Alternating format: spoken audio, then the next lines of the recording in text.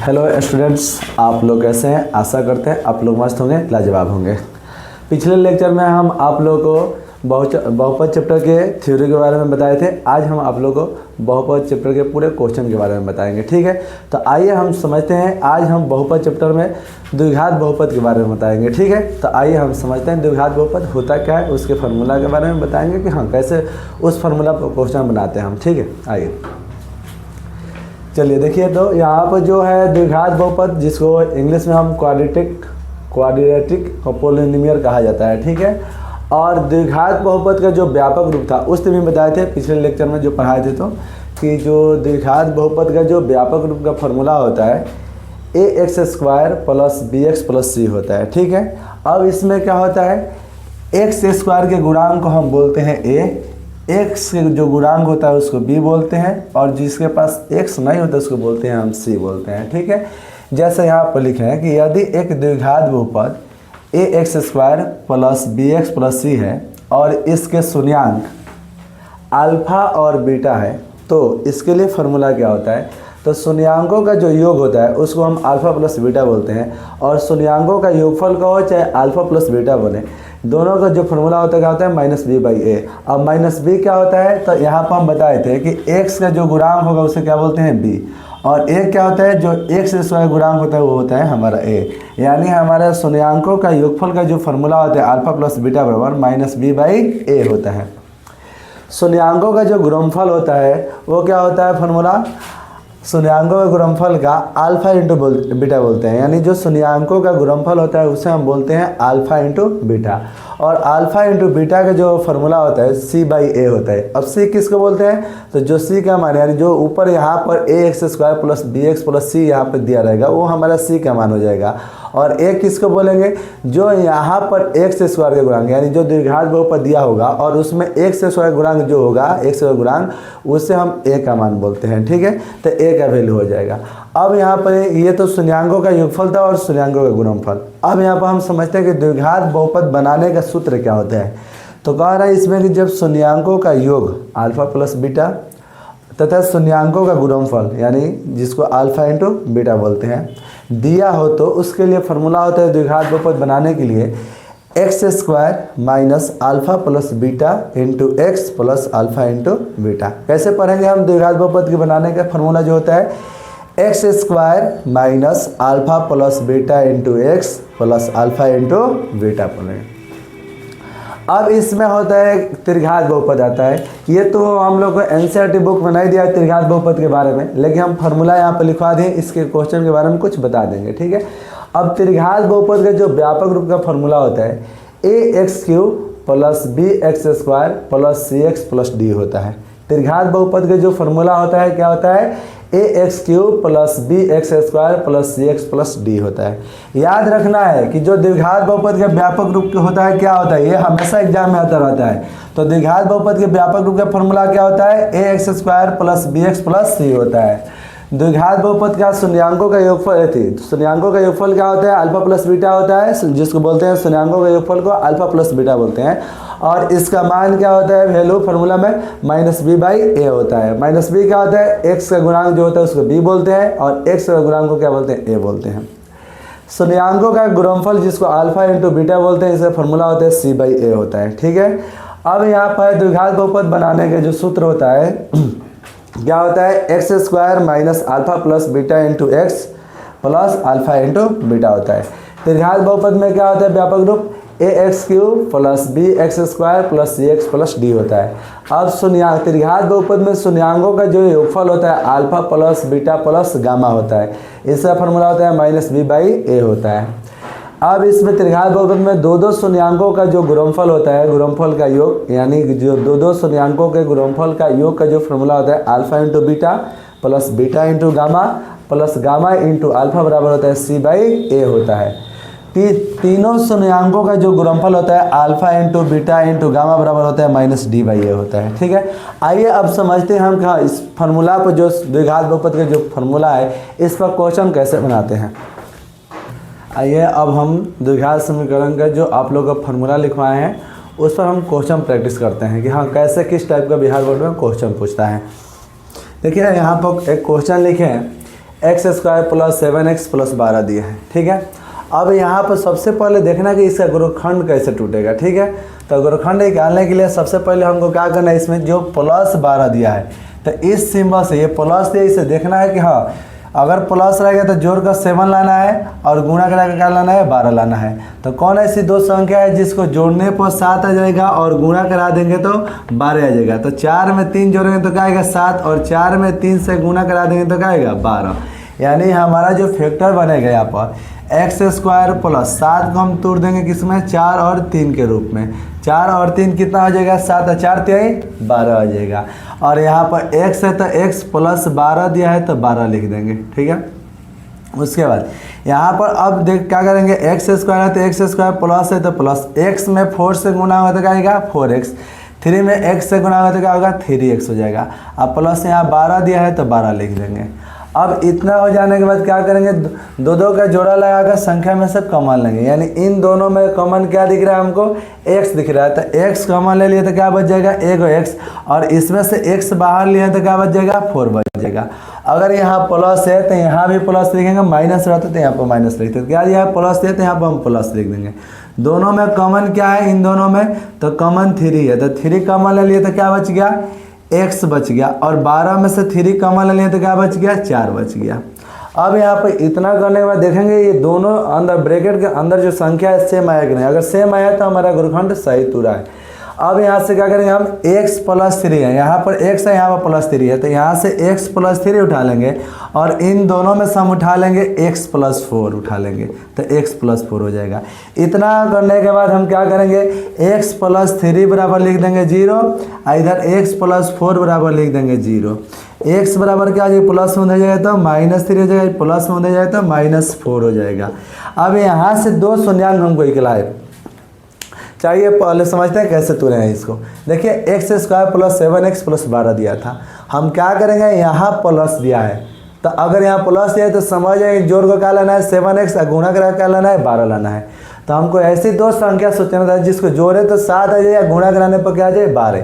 तो हम देख रहे हैं कि 4 में 3 जोड़ेंगे तो क्या आ जाएगा 7 और 4 में 3 से गुणा हो तो क्या आ जाएगा 12 आ जाएगा। तो हम क्या किए, एक्स स्क्वायर है तो एक्स स्क्वायर, इस 7 को हम तोड़ दें 4 प्लस 3 के रूप में, 4 3 क्या आ जाएगा फिर 7 आ जाएगा।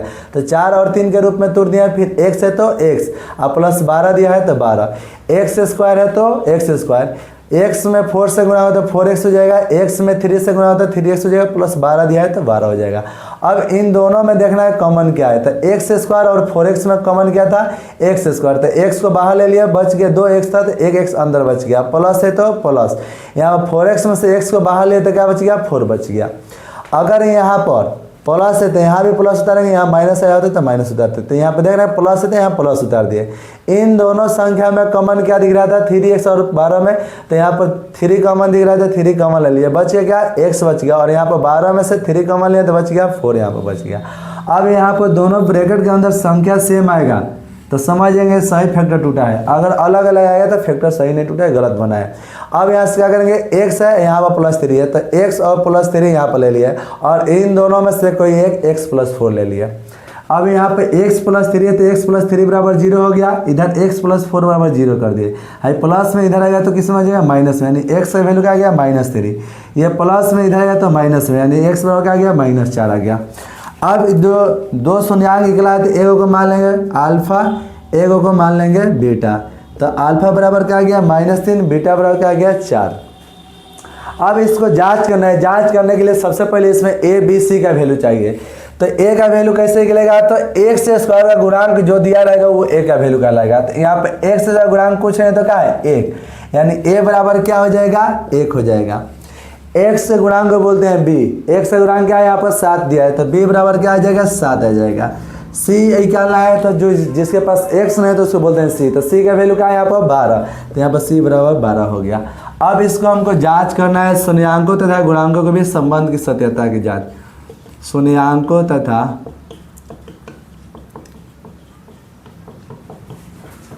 गुणांकों के बीच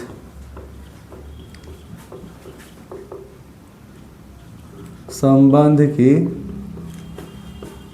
सत्यता की जांच। अब यहाँ पर सबसे पहले जांच करना है तो हमको निकालना है शून्याङ्कों का योगफल। तो शून्याङ्कों का योगफल क्या होता है? शून्याङ्कों का योगफल का फॉर्मूला हम बताए थे, अल्फा प्लस बीटा होता है। क्या होता है? Alpha plus beta. शून्याङ्कों का योगफल यानी अल्फा प्लस बीटा, और अल्फा प्लस बीटा बराबर क्या होता है? माइनस बी बाई ए होता है। अब यहाँ पे देखना है अल्फा का वैल्यू क्या दिया है, तो अल्फा का वैल्यू क्या दिया है? -3, तो यहाँ पर हम -3 रख देंगे। प्लस दिया है तो प्लस। बीटा का वैल्यू क्या दिया है? -4, तो यहाँ पर हम -4 बीटा के वैल्यू रख देंगे बराबर में। माइनस बी कह रहा है, बी का वैल्यू क्या दिया है? यहाँ पर 7 दिया है, तो पहले से माइनस है तो माइनस लिख देंगे। बी का वैल्यू 7 है, बटा में ए का वैल्यू क्या है? 1 दिया है, तो यहाँ पर हम 1 रख देंगे। अब -3 और -4 कितना हो जाएगा? -7 हो जाएगा। इधर -7 बटा 1 को क्या लिख सकते हैं? -7। अब दोनों तरफ बराबर आए यानी जांच सही हो रहा है। अब निकालेंगे यहाँ पर शून्याङ्कों का गुणनफल। तो शून्याङ्कों का गुणनफल निकालने के लिए शून्याङ्कों का गुणनफल, और शून्याङ्कों का गुणनफल का फॉर्मूला होता है अल्फा इंटू बीटा, और अल्फा इंटू बीटा बराबर होता है सी बाई ए। अल्फा का वैल्यू कितना दिया है? -3, तो -3 लिख देंगे, गुण है। बीटा का वैल्यू कितना दिया है? -4, तो -4 लिख देंगे बराबर सी बाई ए। सी का वैल्यू कितना दिया है? यहाँ पर 12 दे दिया है। ए का वैल्यू कितना दिया है? तो 1 दिया है, तो यहाँ से हम 1 रख देंगे। -3 में -4 से गुणा होगा तो +12 हो जाएगा। इधर 12 बटा 1 को हम 12 लिख सकते हैं। दोनों तरफ बराबर है यानी LHS किसके बराबर आ गया है? तो RHS के बराबर आ गया। यही हमारा हो गया, प्रूव्ड हो गया। ये अभी हमारा टाइप 1 था। अब हम चलेंगे टाइप 2 पर। पहले इसको जल्दी से स्क्रीनशॉट, जिसको लेना है स्क्रीनशॉट ले लीजिए। चलिए अब हम चलते हैं टाइप 2 पर कि हाँ टाइप 2 कैसे बनेगा।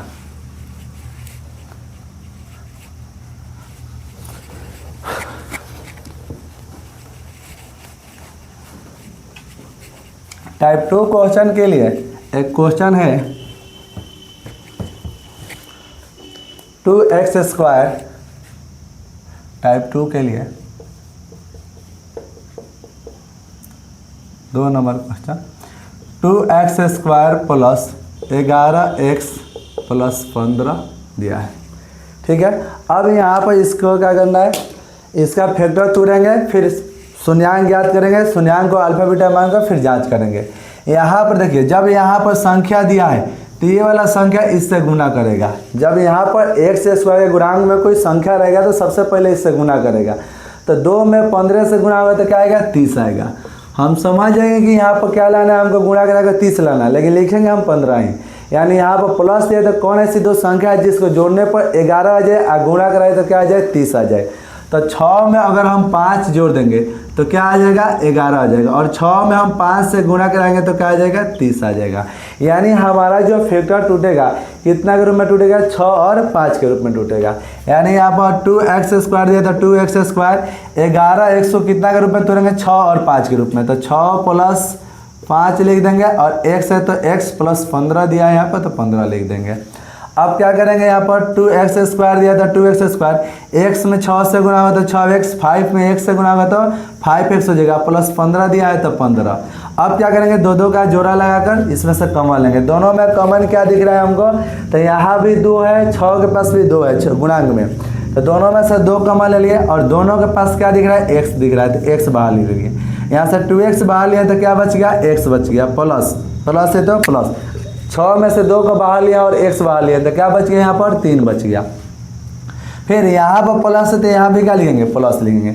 इन दोनों में हमको कॉमन क्या दिख रहा है? तो 5 दिख रहा है। दोनों में कॉमन क्या है? 5, तो यहाँ पर हम 5 कॉमन ले लिए तो क्या बच गया? x। 15 में से 5 कॉमन लिए तो क्या बच गया? 3 बच गया। अब देख रहे हैं कि दोनों हमारा सेम है, यानी हमारा फैक्टर सही बन रहा है। अब यहाँ से क्या है? 2x प्लस 5 है तो हम 2x प्लस 5 लिख देंगे। दोनों में क्या दिया है? x प्लस 3 दिया है तो x प्लस 3 लिख देंगे। अब 2x प्लस 5 बराबर क्या हो जाएगा? 0। इधर x प्लस 3 बराबर क्या हो जाएगा? 0। ये प्लस में उधर जाए तो माइनस में, यानी 2x बराबर क्या आ जाएगा? -5। गुना में इधर जाए तो भाग में, x बराबर क्या आ जाएगा? -5/2 आ जाएगा। इधर आई प्लस में बराबर को उधर जाएगा तो माइनस हो जाएगा, यानी x बराबर क्या आ गया? -3। अब यहाँ से जो हमारा x का वैल्यू निकला है, ये एक अल्फा का वैल्यू है और एक बीटा का वैल्यू है।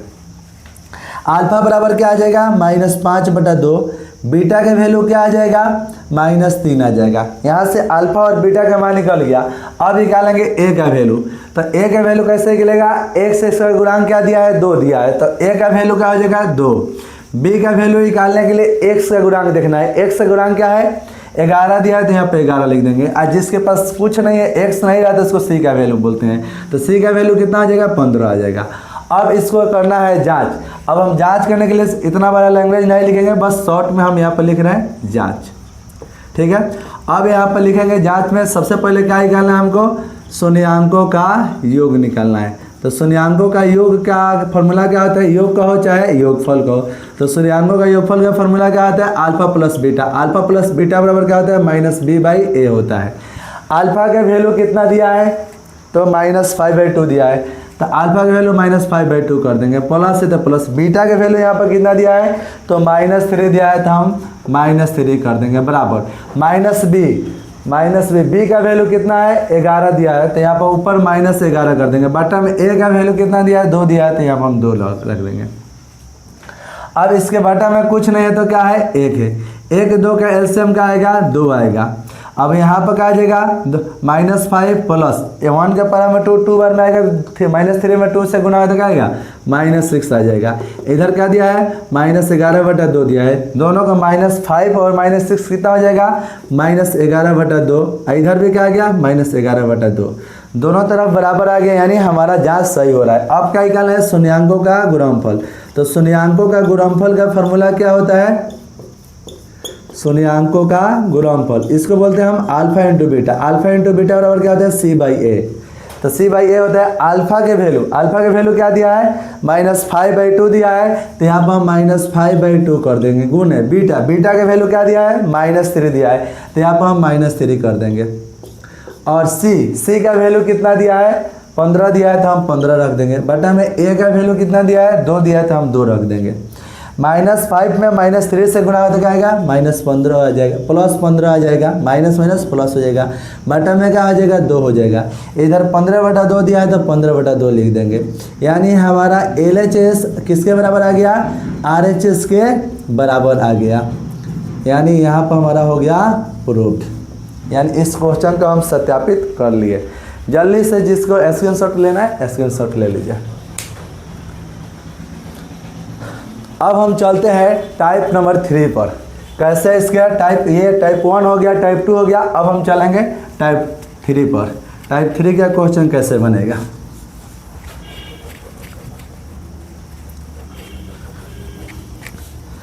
टाइप नंबर 3 में जो क्वेश्चन है x² - 2x - 24, यानी टाइप 3 जो दिया है क्वेश्चन x² - 2x - 24 दिया है, ठीक है। अब इसको क्या करना है, इसका फैक्टर टूर का जांच करना है, कैसे होगा। देखिए अभी तक दो टाइप 1 टाइप 2 पर है, उसमें सब में प्लस दिया था, लेकिन अब इसमें क्या है दोनों में माइनस दे दिया है। अब इसका फैक्टर कैसे तोड़ेंगे, तो जब यहाँ पर माइनस दिया है तो हमको क्या करना है घटा कर लाना है 2 और गुणा करा कर क्या लाना है 24, यानी कौन ऐसी दो संख्या है जिसको घटाए तो 2 आ जाए, गुणा कराए तो 24 आ जाए। तो अगर हम 6 में से 4 घटाएंगे तो कितना आ जाएगा 2, और 6 में 4 से गुना करा देंगे तो कितना आ जाएगा 24 आ जाएगा, यानी हमारा जो फैक्टर टूटेगा 6 और 4 के रूप में टूटेगा। तो यहाँ पर x² है तो x² लिख देंगे, माइनस दिया है तो माइनस लिख देंगे। इस यहाँ पर 2 लाना है, यानी घटा कर 2 लाना है, तो 6 - 4 कर देंगे। x दिया है तो x लिख देंगे, -24 दिया है तो -24 लिख देंगे। अब क्या करेंगे x² है तो x², इधर से माइनस में 6 से गुना होगा तो क्या आ जाएगा -6, इधर से x गुना करेगा, यानी क्या आ जाएगा -6x आ जाएगा। माइनस में -4 से गुना होगा तो +4 हो जाएगा, इधर से x गुना करेगा 4 से तो 4x हो जाएगा। अब -24 दिया है तो -24 लिख देंगे।